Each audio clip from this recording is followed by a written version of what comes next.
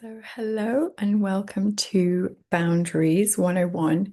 This is your January workshop. And the reason I really wanted to talk about this is because I didn't know what boundaries really were or why I would even need them until divorce entered my life. And to be honest, I learned pretty much everything the hard way, including what boundaries are and why I would need them. So this is literally the kind of information I wish I'd had when I was having panic attacks and, not understanding how my body worked and what was going on. So I think boundaries get like bandied around quite a lot online and things like that. And it can come across as being something that's makes you seem quite hard or like, I don't know, a bitch or things like that. But I want to be really clear that that is not what setting boundaries is about. It's about looking after you in this process so that your body can feel safe. Okay. When we feel safe, we make much better decisions and it allows the process of healing to begin, which is so important. Because, yeah, divorce is basically one big traumatic event from start to finish, and then a little bit afterwards as well. So, what you're going through, you should not take lightly, which is why everything I talk about is coming back to compassion because you're going through a lot. So, the thing about divorce is it puts you into survival mode. You will have heard, loads of people talk about fight, flight, freeze. And there's also fawn, which is if you're a people pleaser, you will revert back to being like, how can I make this better?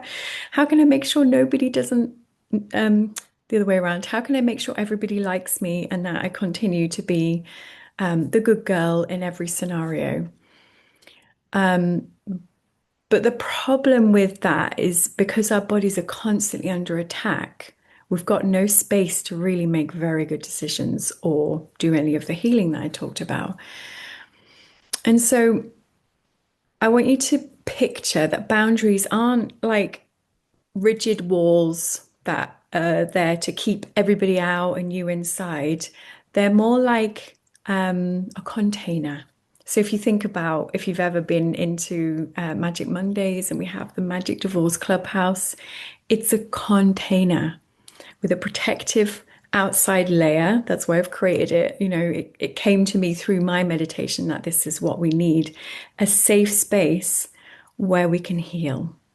And I used it as well. It was like a gift to me of this whole premise of it's protected on the outside and you can come inside and feel safe to rest and breathe and begin the healing process. And once you're in that place of feeling calmer and safer, that's when we make decisions. Anytime before that, you may as well have not bothered because the decisions you make, you might regret. They might cause more problems later along the line. Because when we're in this, panicky, triggered, fearful state, we're not using, like our minds to the best of their ability. Okay, so that's what we're working with today. And what I would invite you to do right now is just to allow yourself to land in your body. As we often always do, we want to feel present. So you can place a hand on your heart, one hand on your belly, and go inside. So close your eyes, taking a few deep breaths. Feel your feet on the ground. Feel the support of your legs on the chair, maybe your back resting the back of the head. Take a nice deep breath down into the lower belly. Exhale and soften your shoulders. Relax your jaw.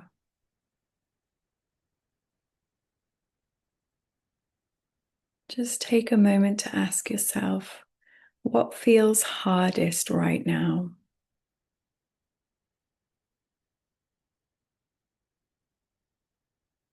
And then pay attention to where you can feel it in your body.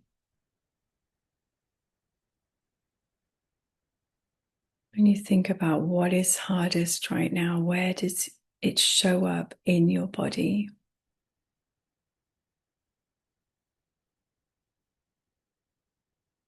Just take a moment to notice this.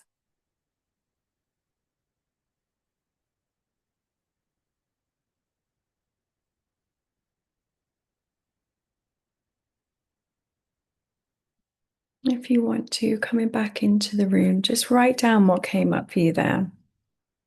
So it might be when you think about what's hardest right now, it shows up in your stomach or around the heart or up in your throat, your chest. I get this sensation down the side of my neck when I'm feeling like, the tension's moving in.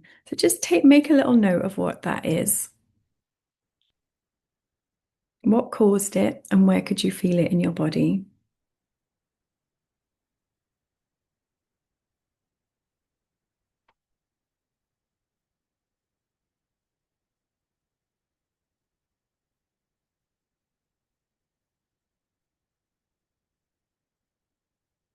Okay, we'll return to that shortly. So, in terms of what boundaries are, they're basically this container that we use to protect the body. So, if you know that certain things trigger you or use up a lot of your energy, um, or even potentially like holds you back from some of the stuff that you're trying to do. A boundary is a thing that we set to protect your nervous system from being triggered, your energy levels from being drained, and protects your future self. So they're not used to punish anyone. It's not a form of control either over yourself or someone else.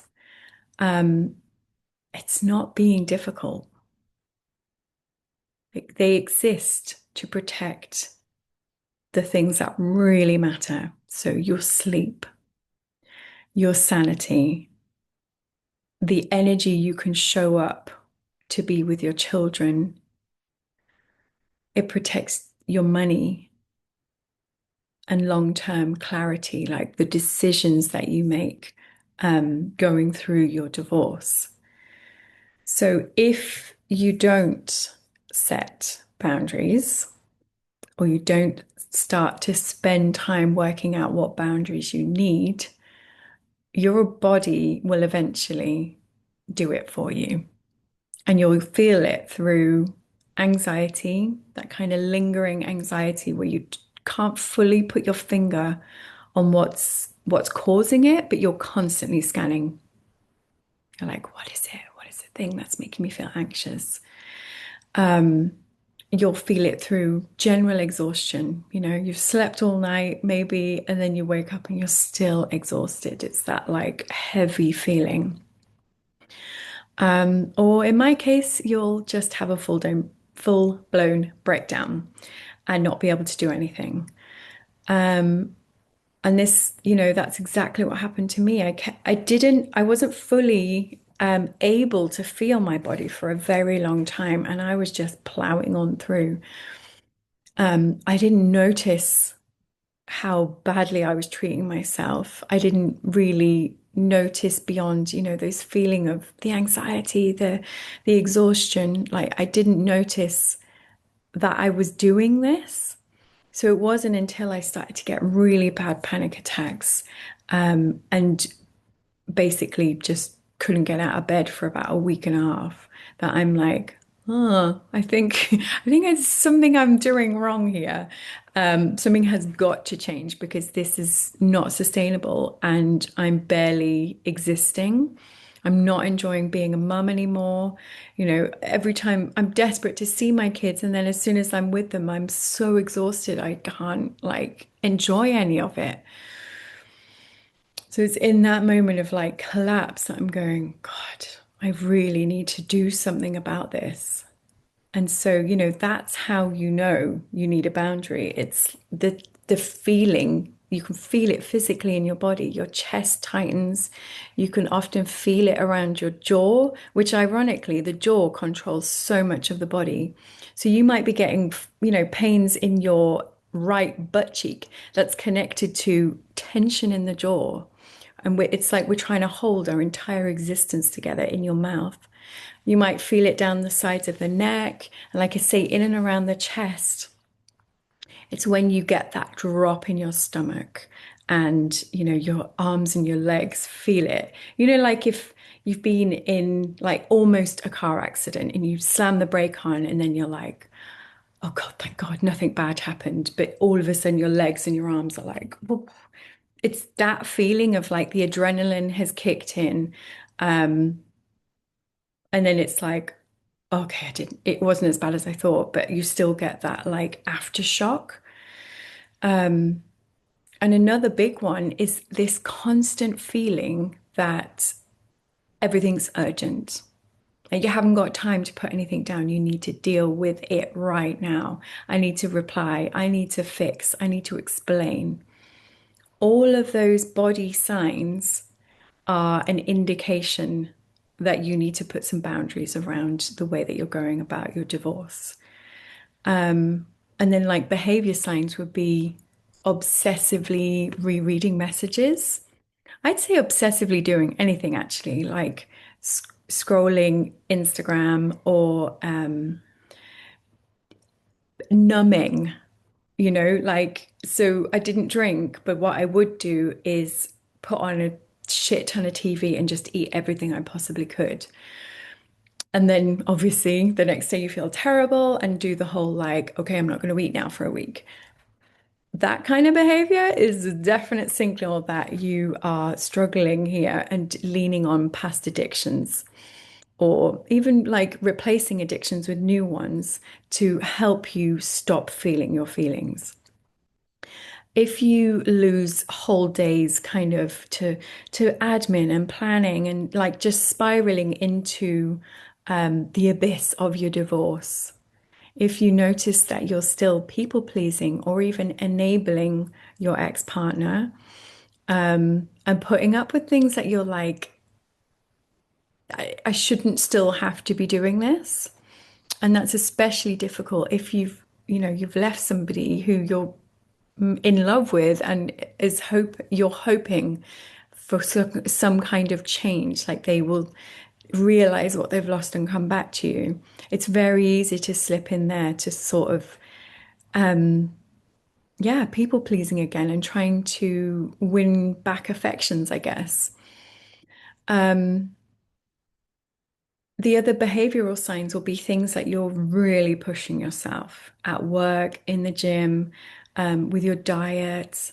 Like, they're normally underlying that there's a really harsh inner critic who's going, you need to get your shit together, and is not being very nice to you. For many of us, we don't even notice that that is happening until you start spending time on the inside, literally in your body, breathing with those spaces that hurt when you're triggered. Like we start to push ourselves to be superhuman because we're like, some of us have chosen to leave because if we don't, we're going to lose ourselves. But you'll carry guilt with that kind of process. And so therefore you're like, oh God, I've done this to my kids, or I'm going to have to be there, mum and dad and all of the things. And yeah, there's only a short amount of time that we can realistically do that. So if something hijacks your body and it feels out of your control, or you're um, compulsively doing things, again, that might feel out of your control, that's a clear sign that we need a boundary.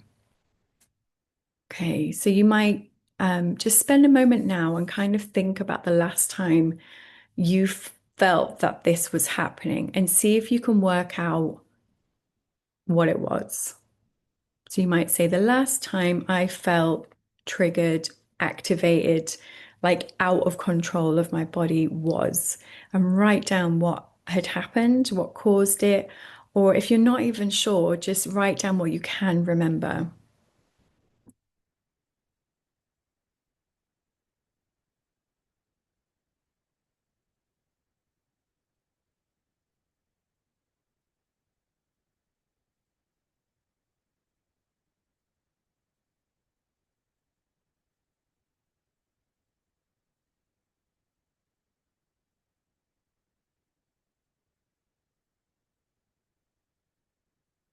Okay.